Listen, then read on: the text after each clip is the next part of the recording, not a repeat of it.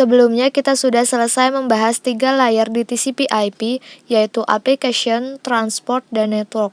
Selanjutnya pada video kali ini kita akan membahas 2 layer terakhir, yaitu Data Link dan Physical Layer. Physical Layer itu mendefinisikan cabling pada suatu jaringan komputer. Jadi contohnya di sini, kalau misal kita punya PC1, kemudian kita juga punya PC2, Physical Layer itu mendefinisikan secara fisik apa yang digunakan untuk menghubungkan antar dua komputer ini. Dalam hal ini biasanya kita menggunakan kabel UTP seperti yang sudah saya jelaskan pada video sebelumnya. Jadi sekali lagi bahwa physical layer itu mendefinisikan bagaimana kita menghubungkan antar komputer.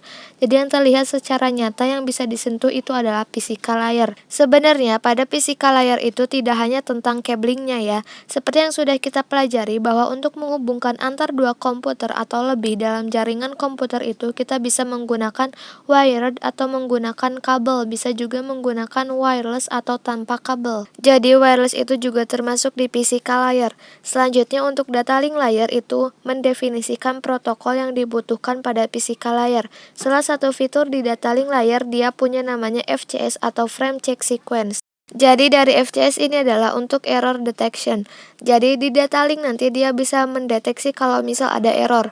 Tapi ini berbeda dengan error recovery mechanism yang disediakan oleh TCP ya, yang sudah kita bahas pada video sebelumnya. Jadi kalau di TCP itu ada error recovery mechanism. Artinya kalau misal ada error dia akan merecovery, dia akan mengirimkan ulang.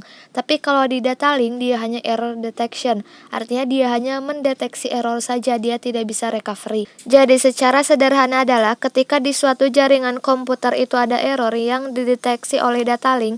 Jadi data link itu mendeteksi ada error, maka data link akan bekerja sama dengan transport layer untuk melakukan recovery. Oke, bisa dimengerti ya teman-teman ya. Jadi sekali lagi, kalau dalam satu jaringan komputer data link mendeteksi ada error, maka data link akan bekerja sama dengan transport layer untuk melakukan recovery. Jadi yang melakukan recovery itu adalah si transport layer dan yang mendeteksi error itu adalah si data link layer. Jadi kurang lebih seperti itu.